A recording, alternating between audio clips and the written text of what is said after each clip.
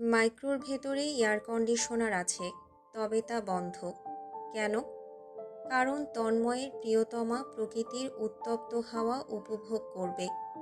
পুতুলের মতন আঁখি দুটি দ্বারা চেয়ে যখন বলল, ভাইয়া, উইন্ডোজগুলো খোলা থাকুক, তখন মাহিন উত্তাপে গলগল করে ঘামছে। খ্যাপার সূর্যকিরণের তাপে অচৈতন্য হওয়া বাকি। তবুও অরুর আবদারটুকুর মুখে শক্তপোক্ত এক না বলতে বড্ড নারাজ। সে রুস্তমের সঙ্গে চোখাচোখি করে। দুই বন্ধু অনিচ্ছাকৃত রোবটের ন্যায় মাথা দোলায়। সহমত।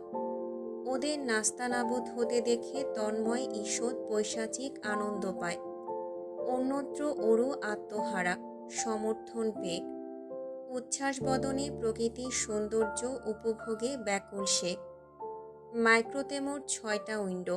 প্রদীপ্ত সূর্যের তাপে মস্তক গলে যাবার উপক্রম। প্রত্যেকটা উইন্ডো খোলা। অরুর পার্শ্ববর্তী উইন্ডোতে সূর্যের উত্তপ্ত কিরণ পড়ছে, ঠিক ওর মুখমণ্ডলের উপরও। এই দৃশ্য কিয়ৎক্ষণ অবলোকন করে তন্ময়। ওর ফর্সা মুখটা রক্তিম হয়ে যাচ্ছে, ভরাট গাল দুটো লালিত। মুহূর্তেই অরুর হাত টেনে এনে একান্ত কাছে আনে। এহেন আকস্মিক কাণ্ডে অরু হকচকিয়ে যায়, ধাতস্থ হয়ে মাথা তুলে যায়। দৃষ্টিতে প্রশ্ন। অতঃপর কৈফিয়ত না পেয়ে প্রশ্ন করে বসে, কি হলো? অরুর প্রশ্নের প্রত্যুত্তর করে রুস্তম। তার পুরুষালী কণ্ঠখানা কৌতুককর শোনায়। তোমার সুন্দর মুখটায় সূর্যি মামা বসেছে। এটা তোমার পার্সোনাল বড় ভাইয়া মানতে চাচ্ছে না। যদি তোমার বেবি স্কিন ক্ষতিগ্রস্ত হয়, তাহলে তো। তন্ময় রুক্ষ মূর্তিরূপ ধারণ করে ফেলেছে। বুদ্ধিদীপ্ত চোখ দুটো গম্ভীর। ললাটে 4টে নিষ্ঠুর ভাঁজ পড়েছে। ওষ্ঠদ্বয় একে অপরের সঙ্গে প্রগাঢ়ভাবে লেপ্টে। সন্তর্পণে হাতের তালুর মুঠোয় রাখা ইয়ারপিস দুটো পুনরায় অরুর কানে নির্বিকার চিত্তে ঢুকালো তন্ময়।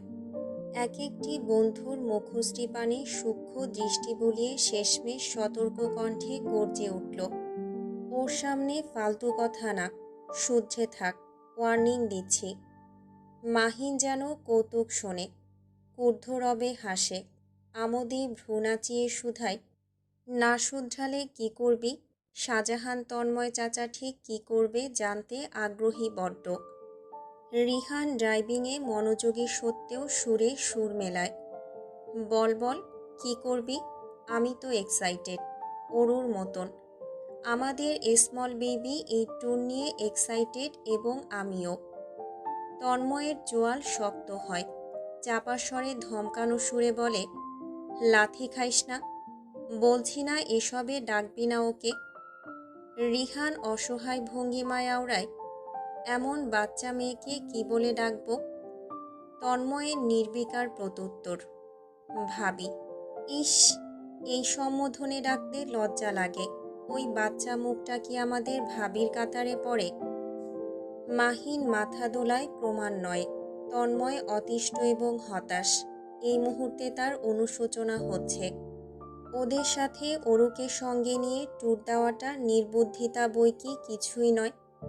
তন্ময়ের ভোঁতা পুরুষোচিত মুখাব্যয় দেখে রুস্তম মুখ টিপে হাসছে। তন্ময়ের পার্শ্ববর্তী আসনে বসা নির্বোধ নির্ভেজাল অবিদিত অরুকে দেখে বলে, অরুর কানে ইয়ারপিস দিছিস কেন? বেচারি লেফট আউট ফিল করবে। ইয়ারপিস খোল। তন্ময় দাঁতে দাঁত পিষে, ভ্রু দুটো নাচিয়ে কাট কাট গলায় প্রত্যুত্তর করে, করুক, তোর ভাবতে হবে না। আমার বউকে নিয়ে আমাকেই ভাবতে দে। রিয়ান, মাহিনার রুস্তম দৈত্যের ন্যায় হেসে ওঠে। ওদের হাসির তোপে পড়ে অসহ্য সুহানি। অতিষ্ঠ ওদের কর্মকাণ্ডতে। চোখ রাঙিয়ে তাকায় রিহানের দিকে। ওর উদ্দেশ্যই শাসানো গলায় বলে, উফ, থাম তোরা, ঘুম ধরছে। সারা রাত ট্যুর প্ল্যানিংয়ের চক্করে ঘুম হয়নি, এখন ঘুমাবো। ঘুমাতে দে তো, আল্লাহর দোহাই লাগে। সুহানির এই কথাতে মুখ দ্বারা রিহানার একটি শব্দ বের করার স্পর্ধা দেখায় না, নীরব রয়। এতে অসন্তোষ মাহিন অষ্টদয় ফুলিয়ে রাখে। একজন বউকে ভয় পায়, অন্যজন বউকে অন্তঃকরণের পিঞ্জরে বন্দি করে রাখে। এদের মধ্যে সিঙ্গেল সে লেফট আউট এবং বিষণ্ণ।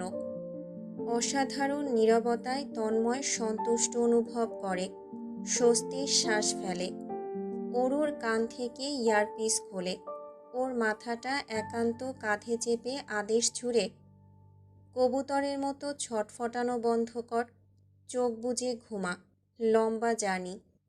ট্যুর নিয়ে প্রবল উৎসাহিত অরু গতরাত ঘুমাতে পারিনি। নিদ্রার নটুকু আসেনি সারা রাত। নিশাচর প্রাণী প্যাঁচার মতো সজাগ ছিল ভোরের আগ পর্যন্ত। চোখ দুটো ছোট ছোট হয়ে আছে, ঈষৎ রক্তিমও বটে। তন্ময়ের কথায় অনুভব হয় নির্ঘুম চোখ দুটোর তন্দ্রা প্রয়োজন। প্রাণোচ্ছল ভঙ্গিতে বেশ আমোদেই তন্ময়ের কাঁধে মাথা রেখে হাত জড়িয়ে চোখ বুঝল। এই দৃশ্য দেখে ওরা ফ্যাচ ফ্যাচ করে হাসে। তন্ময় চোখ রাঙাতেই ঘাড় ঘুরিয়ে ফেলে। নীল সাদাটে গগনের বুক ছিঁড়ে ওঠা স্বাধীন পাখিদের মতো শহুরে সড়কপথ পিষে ছুটছে মাইক্রোটি। মাইক্রো অনুসরণ করছে নির্বিহীন ঈষৎ সংখ্যক পাখি দল। কার ক্ষমতা কতটুকু তার প্রতিদ্বন্দ্বিতা চলছে যেন।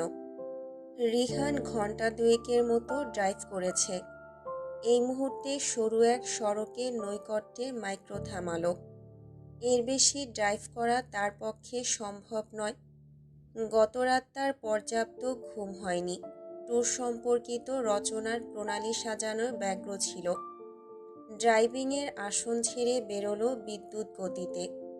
এই যাত্রায় পরিষ্কার এবং ম্লান কণ্ঠে ঘোষণা দেবার ভঙ্গিতে জানালো, এখন ড্রাইভ করবে আমাদের চাচা ওরফে মাহিন মজুমদার। কড়া তালি হোক। সূর্যি মামার উত্তপ্ততা মৃদু হয়ে এসেছে। বাতাবরণের মিষ্টি স্পর্শ শীতল। ড্রাইভিংয়ের পার্শ্ববর্তী সিটে মাহিন তন্দ্রার তোপে দুলছিল। সিটে মাথাটা এলিয়েছিল কোনাকুনি ভাবে। আকস্মিক কড়া তালির ধ্বনিতে হকচকিয়ে উঠল। কাঁচা তন্দ্রার রেশ তখনও কাটেনি। ঈষৎ রক্তিম চক্ষু যুগল পিটপিট করে চেয়েছে কেবল। মুখাব্যয় পরাকাষ্ঠা গম্ভীর।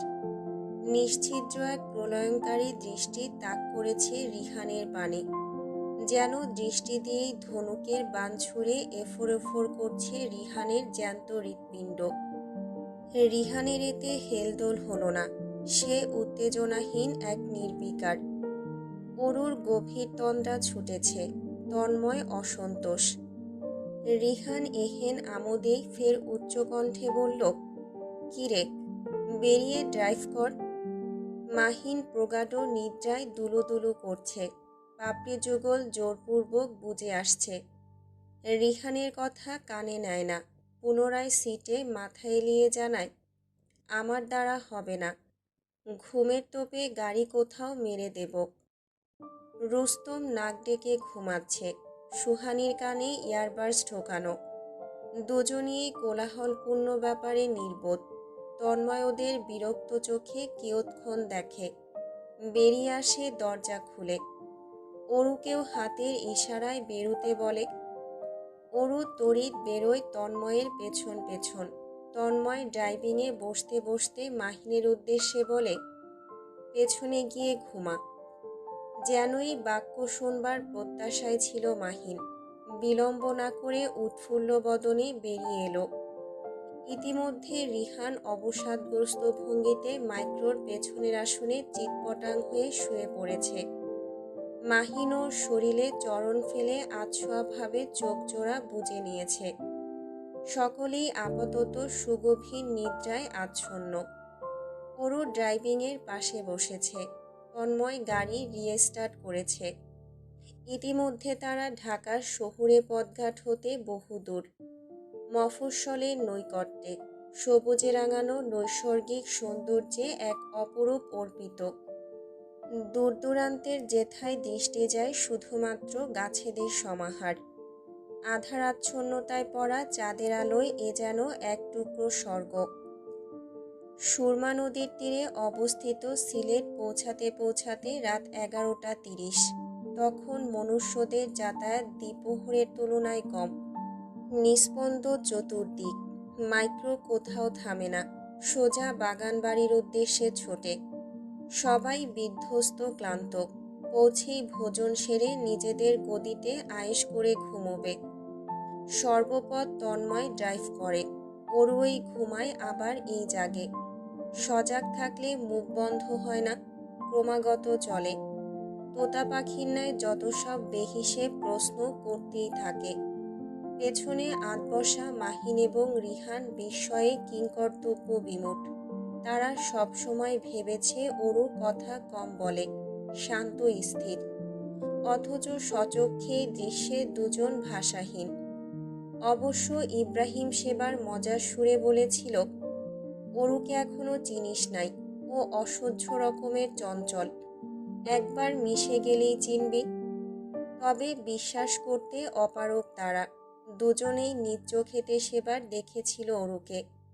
নিশ্চেষ্ট ভঙ্গিতে বসেছিল সে, আজও দ্বিপ্রহরে পুতুলের মতো নিশ্চুপ, মুখে রানী কোনো। অথচ সাজের সময় থেকে এক পৃথক ওরুকে যেন আবিষ্কার করল। সুহানি বেশ উপভোগ করেছে এই চঞ্চল ওরুকে। ও যা যা প্রশ্ন করছে তন্ময় প্রত্যুত্তর না করলেও সে নিয়ম করে করছে। এতে বেশ ভাব জমেছে দুজনের। হরেক রকমের বিষয়ে চর্চা হচ্ছে। মাইক্রো ইতিমধ্যে মৌলভীবাজার পৌঁছেছে। ঠিক পশ্চিমের কোলাহলধ্বনি হতে সুদূরে স্থাপিত রুস্তুমদের বাগান বাড়ি। এই যাত্রায় বাগান বাড়ির দোরগোড়া ছুঁয়েছে ওদের মাইক্রো। পুরাতন আমলের বাড়িটি সুউচ্চ প্রাচীর এবং গাছপালা দ্বারা আবৃত। প্রাচীন ছাদের প্রাচীর ঘেঁষে অর্পিত এক কৃষ্ণচূড়া গাছ, গাছের শাখা প্রশাখা বিস্তৃত। বাতাবরণে দুলছে ঝুলন্ত লতা পাতা। দারোয়ান ইয়াসিন মোল্লা দ্বার খুলে দিয়েছে। কেয়ারটেকার বাবু মিয়া ইতিমধ্যে দাঁড়িয়ে তাদের অপেক্ষায়। গাড়ির ধ্বনি শুনে অন্দর হতে বেরিয়েছে ইব্রাহিম সৈয়দ এবং এলিজা ঐশী। ইব্রাহিম আর সৈয়দ গতকালই সিলেট পৌঁছেছিল। এলিজা ঐশী আজই সাজের সময় এসে পৌঁছেছে। দুজন প্লেনে করে এসেছে। মাহিন বেরিয়েই অঙ্গ প্রত্যঙ্গ ঝাঁকাতে লাগল। দীর্ঘক্ষণ বসে থেকে মেরুদণ্ড বেঁকে গেছে যেন। সুহানি বেরিয়েই এলিজা ঐশীর আলিঙ্গনে মত্ত। রিহান বেরুলো ঘুমকাতুরে চোখে, ওরও চেয়ে তন্ময়ের পানে। তন্ময় বেরোচ্ছে না বলে সেও বসে। তন্ময় গাড়ি পার করতে উত্তর দিকে ড্রাইভ করছে। ওখানে একটা গাড়ি ইতিমধ্যে পার করা। গাড়িটার পাশেই মাইক্রো পার করল তন্ময়। আপন সিট বেল্ট খুলে অরুর সিট বেল্ট খুলতে কোমর বাঁকিয়ে হাত বাড়ালো, শুধালো, টায়ার্ড? অরু গর্দান নাড়ালো ক্রমান্বয়ে, বলল, আপনি সেই কখন থেকে ড্রাইভ করেছেন, নিশ্চয়ই খুব ব্যথা করছে কোমর। তন্ময়ের মলিন মুখাব্বয় জুড়ে দুষ্টুমির ভিড় জমালো, যা সে অনায়াসেই লুকিয়ে ফেলল। গম্ভীরতা বিরাজমান, দুজনের মুখোশটি এই মুহূর্তে ঘনিষ্ঠতায়। সিট বেল্ট খুলে তন্ময় ডান ভ্রু তুলে বলল, মালিশ করে দিবি? অরু মাথা দুলালো, মুখ বাড়িয়ে আকস্মিক তন্ময়ের গালে ওষ্ঠদয় ছোঁয়ালো। মৃদু গলায় প্রত্যুত্তরে বলল, দেব। তন্ময় কিয়ৎক্ষণ আশ্চর্য হয়। এবার সত্যি আগ্রহী, উত্তেজিত, উৎকণ্ঠিত সে অপেক্ষারত। অঙ্গ প্রত্যঙ্গে হওয়া যন্ত্রণা ওর মোলায়েম হাতের স্পর্শ পেতে ব্যগ্র। কৃষ্ণচূড়া গাছটির মাথার উপর ঠিক আসমানের বুক পকেটে জ্যোৎস্নাময়ী একটা চাঁদ বসেছে। চাঁদ জুড়ে আলোকবিন্দুর মতো জাজল্যমান নক্ষত্রের নিবাস। ঝরঝরে হাওয়ার স্পর্শে দুলছে কৃষ্ণচূড়া গাছটি। এই বাগান বাড়িটি বেশ বিস্তৃত, খোলামেলা। দর্শন মাত্রই প্রশান্তি অনুভূত হয় নয়নে। হৃদয়ের সব অবসাদ উড়োচিঠি বনে যায়। উঠোনখানা পরিপূর্ণরূপে কৃষ্ণচূড়া ফুল দ্বারা আচ্ছাদিত। হাওয়ার স্পর্শে সেসব দিগ্ভ্রান্ত, উৎকণ্ঠিত। এক একটা ফুলের উপর পা ফেলতে দ্বিধাগ্রস্ত মন। ধীরগতিতে পদক্ষেপ ফেলতে হচ্ছে প্রাঙ্গণে। কৃষ্ণচূড়া গাছটির অদূরেই কয়েকটা চেয়ার পেতে দিয়েছেন বাবু মিয়া। তন্ময় বসেছে একটিতে উড়ুর উপর পা তুলে, পাশেই রিহান বসেছে মেরুদণ্ড এলিয়ে। শান্ত হাওয়ার স্পর্শে আমোদিত সবাই আরাম করে হেলে দুলে বসেছে এক একজন। ইতিমধ্যে সংগৃহীত খাবার দাবার গরম করা হচ্ছে। খেয়ে দিয়ে এক গভীর ঘুমে ঝাঁপানো হবে। এটি তাদের ক্লান্তি দূর করার একটিমাত্র মাধ্যম। ঘুমকাতুরে মাহিন অবচেতন হবে হবে ভাব। রিহানও বেশ তটস্থ। অন্যত্রে ইব্রাহিম অত্যন্ত চাঙা। আজ সারা রাত গল্পে মশগুল থাকতে পারবে। সারাদিনব্যাপী ঘুমিয়ে কেটেছে বলে কথা। সৈয়দের আঙুলের ভাঁজে একটা সিগারেট। ধরাতে গিয়েও ধরানো হচ্ছে না। অরুর বিদ্যমানতা তাকে দ্বিধার সম্মুখে ফেলেছে। বাদিকের আসনে বসা তন্ময়ও সতর্কবাণীময় সূক্ষ্ম দৃষ্টিতে চেয়েছে দুইবার। উপায়ন্তর না পেয়ে সিগারেট বক্সে ভরে ফেলল, পকেটে ঢুকিয়ে নিল আলগোছে। ভোতা মুখে বন্ধুর মুখশ্রীর পানে চেয়ে তেষ্টাভাবে প্রশ্নাত্মক কণ্ঠে বলল, রেখেছি। Are you happy bro? তন্ময়ের হাতে লেবু শরবত, কাচের গ্লাসে ঠান্ডা আইস কিউব দেওয়া। কিয়ৎক্ষণ পূর্বেই দিয়ে গিয়েছেন বাবু মিয়া। ভদ্রলোক উল্লাসেই আছেন। অতিথি আপ্যায়নকারী আত্মভাব তার। একত্রে এতগুলো বন্ধু বান্ধব দেখে তিনি আপ্লুত, যেন নিজের শৈশব দেখছেন। গদগদ গলায় ক্ষণে ক্ষণে এসে একে বেঁকে প্রশ্ন করছেন সবার পছন্দ অপছন্দের।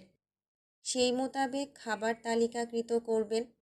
খাতা কলমও তার হাতে ছিল। এই মুহূর্তে তন্ময়ের দৃষ্টি অদূরে, ঠিক সামনে অরুর দিকে। অরু কৃষ্ণচূড়া গাছটির নিচে দাঁড়িয়ে সুহানির সঙ্গে হাসছে, চাঁদের ছবি ক্যাপচার করছে। পাশাপাশি এলিজা ঐশীও দাঁড়িয়ে। রমণীদের মধ্যে সখ্যতা গড়ে উঠেছে। তন্ময় নিজের প্রগাঢ় চাহনি ফিরিয়ে আনে। সৈয়দের চোখে চেয়ে প্রশ্নের প্রত্যুত্তর করে, yes, mind blowing, please behave yourself. Riyan উচ্চকণ্ঠে হেসে ওঠে। ভোতা মুখের একনিষ্ঠ মালিক সৈয়দের পুরুষালী কাজ চাপড়ে সতর্ক করার তাগিদ দিতে বলে, মামা সাবধান, be super careful from our Tanmoy চাচা। সে খাঁটি বউ পাগল। কোন লেভেলের বউ পাগল সচক্ষে না দেখলে বুঝবি না। পুরাই প্রোটেক্টিভ। আমি ওরুকে বেবি ডেকেছি দেখে পারছিল না আমায় জিন্দা কবর দিতে। চোখের চাহনি দিয়ে ভস্ম করছিল। তন্ময়ের ভ্রুদয়ের মধ্যস্থানে গুটি কয়েক ভাঁজ পড়ে। ডান ভ্রু তোলে সে। চাপা স্বরে ধমকের সুরে বলে, আমার বউকে আমি এখনো বেবি ডাকিনি। শালা তুই ডাকার সাহস পাস কই? এবার সৈয়দও ফিক করে হেসে ফেলে। রুস্তম দানবের মতন উচ্চকণ্ঠে হাসছে। তালে তাল মিলিয়ে হাসছে বাকিরাও, যেন পৃথিবীর অন্যতম কৌতুক শুনেছে। রিয়ান দুই হাত তুলে ফেলে স্যারেন্ডার হওয়ার ভঙ্গিমায় তরিত নিজের ভুল ত্রুটি স্বীকার করে ফেলে। অনেক বড় অন্যায় করে ফেলেছি, মাফ করে দেন জনাব। আমি কাল থেকে বেবি ডাকবো। আজ রাতে তো তুই এভাবেও কয়েক শতবার জান মাই বেবি সোনামণি ডাকতে থাকবি। রুস্তমের টনক নড়ে, উদ্গ্রীব হয় দৃষ্টি, কণ্ঠে উৎসুক ভাব। এই, আজ কি তাহলে তন্ময়ের মধুচন্দ্রিমা হতে যাচ্ছে? তন্ময় নির্বিকার ভঙ্গিতে শরবত খাচ্ছিল, পরোয়া করছিল না একটি বাক্যেরও। শেষ মুহূর্তে আকস্মিক এহেন বাক্য কানে প্রবেশেই পিলে চমকে ওঠে। শিহরণ বয়ে যায় মেরুদণ্ড বেয়ে।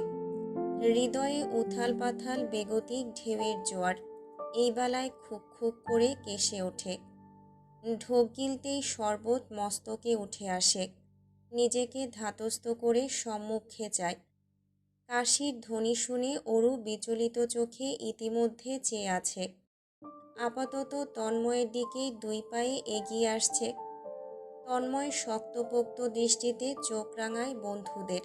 দাঁতে দাঁত চেপে নিচু স্বরে আওড়ায়, শাট ইউর ডার্টি মাউথ। ভেঙালো ইব্রাহিম। তুমি করলে ডাটি না, আমরা বললেই ডাটি। এবারে আর তন্ময়ের সতর্কতার বাণী ছুটতে হয়নি। অরু কাছাকাছি আসতেই সবাই নীরব, স্থির, নিবৃত্ত বড্ড। মুখে মিঠাইয়ের মতন মিষ্টি স্মিত হাসি। অরু এসে বিহ্বল কণ্ঠে শুধায়, কি হয়েছে? আপনি কাশছিলেন যে? তন্ময় মুখ খোলার সুযোগটুকু পেল না। রুস্তম সুর তুলে প্রত্যুত্তরে বলল, এই কাশি আসল কাশি নয় মামুনি, এই কাশির এক ভিন্ন অর্থ আছে। অরু বড় অস্থির হয়। কাশির আবার অর্থ হয়? মাহিন অকপটে বলে, আছে। কি অর্থ? অরুর ব্যাকুল প্রশ্ন। তন্ময় চূড়ান্ত হতাশ, অনুরাগ শূন্য মুখাব্যয়, অসহ্য চোখে চেয়ে। রুস্তম মাথা দুলিয়ে বলে, অর্থ হচ্ছে তন্ময় তোমায় মিস করছে। অরু আশ্চর্য হয়। কাশির যেমন তাৎপর্য রয়েছে সে জানত না। অবিশ্বাস্য দৃষ্টি তন্ময়ের উপর পড়ে। তন্ময় এবারে উঠে দাঁড়ায়। রুস্তমকে বাঁকা চোখেতে দেখে বলে, জ্যোতিষী স্টিল সিঙ্গেল, স্যাট। বলে আর দাঁড়ালো না। অবজরুর কাঁধ ধরে বাড়ির অন্দরে ঢুকে গেল। রুস্তম আহত চোখে চেয়ে। তার দুর্বল জায়গাতে প্রহার করেছে। গার্লফ্রেন্ড নেই বলে এভাবে কটাক্ষ করবে?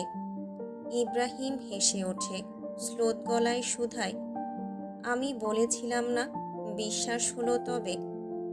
মাহিন যেন এখনো বিশ্বাস করতে অপারগ।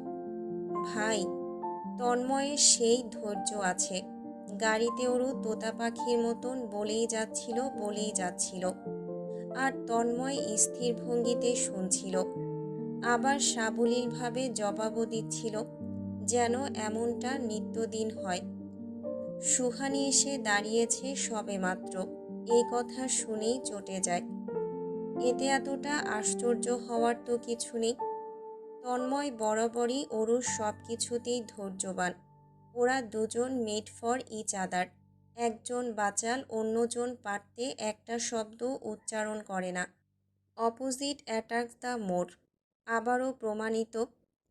এই সময় বাবু মিয়া ত্বরান্বিত পায়ে ছুটে এসেছেন। জানিয়েছেন খাবার দাবার গরম হয়েছে, যে কোনো সময় পরিবেশন করতে পারবে। এতে সবাই হইচই করে উঠল। তৎক্ষণাৎ বাড়ির ভেতর রওনা হলো। ফ্রেশ হয়ে খেয়ে নেওয়া দরকার, পেটে ইঁদুর হাঁটছে। উত্তর দিকের ঘরটি তন্ময় নিয়েছে। ঘরের পূর্বতে বারান্দার মতন আছে, সাথে প্রশস্ত একটা জানালা, লাগোয়া ওয়াশরুম। প্রকৃতপক্ষে অরুর পছন্দের ঘর এটি। ধীরগতিতে টুকটুক করে ঘুরে বেরিয়েছে পছন্দ মতো রুমের খোঁজে। পেতেই সে সন্তোষ বিড়াল। আরাম করে নরম গদিতে বসে আপাতত পা দুটো নাচিয়ে ভেতরে চোখ ঘোরাচ্ছে। সাদা বাল্বের আলোতে চমৎকার লাগছে সব কিছু, বেশ সুশৃঙ্খলভাবে গোছানো। তন্ময় তাদের লাগেজ দুটো প্রাচীর ঘেঁষে রাখল। ঊর্ধ্ব দিকে তাকে অনুদ্ধত দেখালো, হৃদয়ের ভেতর সে আলোড়িত। বন্ধুদের তখনকার কথাটি এখনো কানে বেজে চলেছে। অপরদিকে অরুর উদ্গ্রীব দৃষ্টি তাকে উত্তেজিত করছে। আপন সত্তাকে নিয়ন্ত্রণ করা দুষ্কর হয়ে দাঁড়িয়েছে। এই সময় রিয়ানের আহ্বান শোনা গেল, দ্রুত বেরোনোর। রোমান্স পরে করিস, সারা রাত বাকি আছে। অরুকে নিয়ে তাড়াতাড়ি বেরিয়ে আয়, খাবো। ক্ষুধায় মারা যাচ্ছি লিটারেলি। অরুর সহাস্য চঞ্চল মুখটি ধূপ করেই নিভে এলো। দৃশ্যমান রূপে রক্তিম হলো গাল দুটো, কাঁপল ঠোঁট জোড়া। চোখ জোড়ার পাপড়িদ্বয় ক্রমান্বয়ে পলক ফেলছে। তন্ময় নিজেকে নির্বিকার রাখার প্রচেষ্টায় রত গলায় বলল, যা, ফ্রেশ হয়ে আয়। অরু যেন আদেশের অপেক্ষাতেই ছিল। তৎক্ষণাৎ উঠে দাঁড়ালো। নিজের লাগেজ খুলল ব্যস্ত হাতে। প্রয়োজনীয় সরঞ্জাম নিয়ে ওয়াশরুমে ঢুকল। ওয়াশরুমের দরজা লাগাতেই বড় করে শ্বাস টেনে ফেলল তন্ময়। শার্টের 4টে বোতাম খুলল ঝটপট। অত্যাধিক গরম লাগছে। ঘেমে উঠেছে ললাট। এত গরম লাগার কারণ কি? আর হার্টবিট ৩৫৫ ডিগ্রিতে চলছে যেন। ধুকপুক ধুকপুক ধুকপুক। বক্ষস্থলে হাত চেপে বিছানায় বসল। নিরাশ্রয় দৃষ্টি ওয়াশরুমের দরজায়। এর পূর্বেও তো তারা একই কক্ষে থেকেছে, আজ প্রথম তো নয়। দৃষ্টি ফেলল দেয়াল ঘড়িতে। ১২টা ২০। রাত হয়েছে বেশ। তন্ময় ফোন বের করল পকেট হতে। সাইলেন্ট করা ছিল। মোট ৯টা মিসড কল এসে রয়েছে। ৫টা মোস্তফা সাহেবের, ৪টা আনোয়ার সাহেবের। তন্ময় আপন পিতাকেই কল ব্যাক করল সর্বপ্রথম। ভদ্রলোক যেন ফোন হাতেই বসেছিলেন। এক রিং হতেই ধরেছেন। কণ্ঠে গমগমে ভাব। প্রশ্নপত্র যেন তার হাতেই ছিল। একের পর এক প্রশ্ন ছুঁড়ে চলেছেন। তন্ময় আজ পিতার বাধ্যগত পুত্র। সাধারণ সাবলীল গলায় প্রত্যুত্তর করছে। পিতার সঙ্গে কথা শেষ করে চাচা নামক শ্বশুরকে কল করল। আনোয়ার সাহেবের কণ্ঠ তন্দ্রা আচ্ছন্ন। ভদ্রলোক ঘুমোচ্ছিলেন। তন্ময় ২-৪ বাক্যের কথা শেষ করে কল কাটল। ফোন বিছানায় ফেলে উঠে দাঁড়ালো। লাগেজ থেকে ট্রাউজার টি শার্ট বের করে নিল। অরুর তদ্রূপ সময় লাগেনি। মেয়েটা ৫ মিনিটের মাথায় বেরিয়ে এসেছে। জামা কাপড় বদলেছে। পরেছে কটনের পাতলা ফতুয়া, সাথে বিস্তৃত প্লাজো, হাতে স্কার্ফ। জড়সড় পদচারণ ফেলে এগিয়ে আসছে। অপ্রস্তুত দেখাচ্ছে। সামান্য লাজুকও বটে। দৃষ্টিতে দৃষ্টি মেলাচ্ছে না, বরং চতুর্দিকর মনোবৃত্তি। কাচের ডাইনিং টেবিল জুড়ে এরই মধ্যে সকলের সমাগত। উৎকণ্ঠিত ভঙ্গিতে বসে তন্ময় অরুর জন্য। ওরা দুজন আসতেই খাওয়া দাওয়ার পর্ব শুরু। কয়েক রকমের তরকারির বন্দোবস্ত করা হয়েছে ঝরঝরে সাদা ভাতের সাথে। ইত্যবসরে রয়েছে বড় ইলিশ মাছের ভাজা। অরুর ভাজা ইলিশ পছন্দের। তন্ময় সেটি আগে তুলে দিল ওর পাতে। এই দৃশ্যে ঐশী এলিজা মুখ। দুজনই শুনেছে, তবে শোনা এবং দেখার মধ্যে আসমান সমান পৃথকতা। এলিজা তো বলেই বসল, আমাদের তন্ময় হাজব্যান্ড ম্যাটারিয়াল, অরু ভাগ্যবতী। সুহানি নিজের একাগ্রতা প্রকাশে গর্দান দোলালো। ঐশী আমোদেই শুধালো, আমরা ঠিক বলছি তো অরু? অরুর উদ্ধত প্রত্যুত্তর শুনতে তন্ময়ও আনমনেই মুখিয়ে। ঊর্ধ্বভাগে দেখানো পরোয়াবিহীন খেতে থাকা তার কান দুটো উদ্গ্রীব। অরুর জবাবটি বেশ সময় নিয়ে এলো। মুখচোরা ভাবকণ্ঠে বলল, আমিও তাই মানি। অতি সাধারণ প্রত্যুত্তরটি তন্ময়ের হৃদয়ে উত্তাল সমুদ্রঝড় সৃষ্টি করল। ভালো লাগায় দুলে উঠল। ঠোঁটের কোণেতে ভিড় জমালো সূক্ষ্ম হাসির রেখা। খাওয়ার পরে সময়টুকুতে বন্ধুদের মধ্যে আলাপ চলল জম্পেশ। তন্ময় প্রয়োজনে ২-৪ বাক্য বলছে। ভোজন শেষ হয়েছে একে একে সবার। সুহানি পূর্বেই ছুটেছে ঘুমোতে। চোখে সর্ষে ফুল দেখছে সে। রিয়ানো আর রইল না। এলিজা ঐশী একসাথে ঘুমোবে। নিজেদের রুমে চলে গিয়েছে। সম্মুখে দাঁড়িয়ে রুস্তম, মাহিন এবং ইব্রাহিম। তিনজনের মুখাব্বয় সুবিধার নয়। অরু তন্ময়ের পাশেই দাঁড়িয়ে। চারজনের চাওয়াচাই অবলোকন করছে অবুঝ দৃষ্টিতে। রুস্তম চোখ টিপে দুষ্টু হাসল। তন্ময় তা দেখেও যেন দেখল না, নির্বিকার। তন্ময়ের কানের কাছটায় বিড়বিড়িয়ে কিছু একটা বলে চলে যাচ্ছে মাহিন। তার পেছন পেছন বাকি দুটো চলে গেল। অরু শুধালো, ভাইয়া কি বললেন? প্রশ্নটি সন্তর্পণে এড়িয়ে গেল তন্ময়। অরুর হাতটি মুঠো ভর্তি নিজেদের ঘরের দিকে হাঁটা ধরল। বারান্দার দরজা খোলা, সিলিং ফ্যান ছাড়া। পাখা দুটো ঘুরছে অনবরত। কাঠের জানালাখানা মেলে আছে। মৃদু হাওয়া ভেসে ভেতরে প্রবেশ করছে। শীতল করে তুলেছে রুম। আকাশের চাঁদটি কালো মেঘেতে ডুবেছে। আবির্ভাব ঘটেছে গুমোট প্রাকৃতিক পরিমণ্ডলের। তন্ময় বিছানায় বসেছিল। কি করবে বুঝে পাচ্ছিল না। নিজেকে অন্যদিকে ব্যস্ত রাখতে ল্যাপটপ বের করেছে। ব্যস্ততা দেখাচ্ছে কাজে। অরু বাবু মিয়ার থেকে সর্ষের তেল এনেছে। কাচের বাটি হাতে তার। এসে দাঁড়িয়েছে তন্ময়ের কাজটায়। তন্ময় আকস্মিক চোখ তুলে চাইল। ওর হাতে তেল দেখে আশ্চর্য হলো। টনক নড়ল।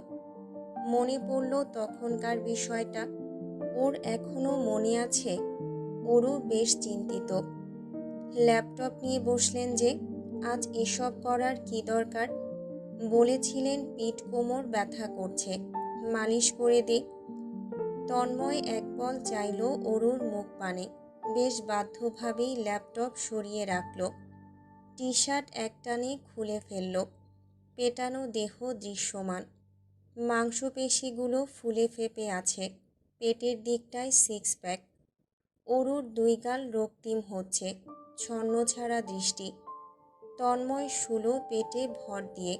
অরু অন্য পাশ দিয়ে বিছানায় উঠেছে। দুই হাঁটু ভাঁজ করে বসেছে পাশেই। দুই হাতে তেল নিয়ে হাত দুটো রাব করল কিয়ৎক্ষণ। উষ্ণ ভাবাসতেই হাত দুটো ছোঁয়ালো তন্ময়ের শির দ্বারায়। স্পর্শে যেন ইলেকট্রিক পাওয়ার স্থাপিত করা। ছুতেই তন্ময় বড় করে শ্বাস নিল। তার এখন আর মালিশ নিতে ইচ্ছে করছে না, বরং মালিশ দিতে ইচ্ছে করছে। তন্ময় কপাল চাপড়ে ধরল। তখন অরু ধীরগতিতে মালিশ করছে সর্বপিঠ। বাইরের থেকে ধ্বনি ভেসে আসছে। কর্ণগোচর হচ্ছে ঝিরিঝিরি বৃষ্টির ধ্বনি। অরু বেশ শক্তি প্রয়োগ করছে। হাতের তালু দুটো টকটকে লাল হয়ে গিয়েছে। ব্যথাও হচ্ছে কবজিতে। তবুও থামল না। এবারে ঝুঁকে কাঁধের দিকটাও মালিশ করছিল। কাঁধটা শক্ত, বেশ কসরত করতে হচ্ছিল। কোমল হাত দুটো অনবরত মালিশে ব্যস্ত। অরু ধ্যানমগ্নতায় আবদ্ধ। আকস্মিক তার চোখের সামনে আকাশ পাতাল নড়ে উঠল যেন। বুঝে উঠবার আগেই নিজেকে আবিষ্কার করল তন্ময়ের বুকের নিচে, অপ্রত্যাশিতভাবে শোয়া। তন্ময় ঠিক তার উপরে, উদম দেহে, গভীর চোখে চেয়ে। তার হাত অরুর মাথার কাছটায়। মুখটা অতি কাছে, নাকে নাক স্পর্শ করছে। অরুর বড় বড় চোখ দুটো শক্তভাবে বুজে গিয়েছে। তিরতির করে কাঁপছে ঠোঁট জোড়া। তৈলাক্ত হাত দুটোয় আপন হাত ডুবালো তন্ময়। দুর্বোধ্য হাসল। হাত দুটোকে তেলে মাখিয়ে অরুর পাতলা নরম তুলতুলে কোমল ঠোঁট ছুঁয়ে দিল মালিশ করার তাগিদে। অরু চমকে চোখ মেলে চাইল।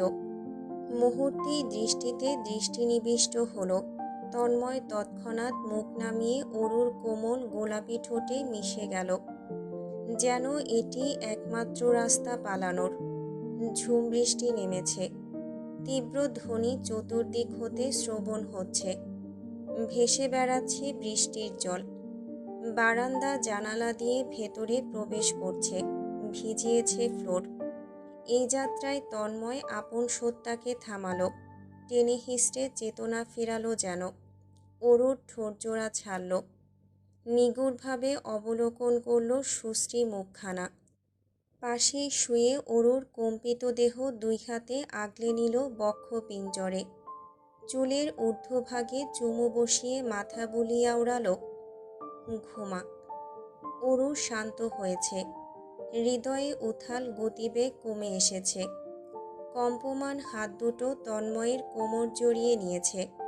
কান উঁচু করে বৃষ্টির ধ্বনি শুনে বলে, বৃষ্টি হচ্ছে।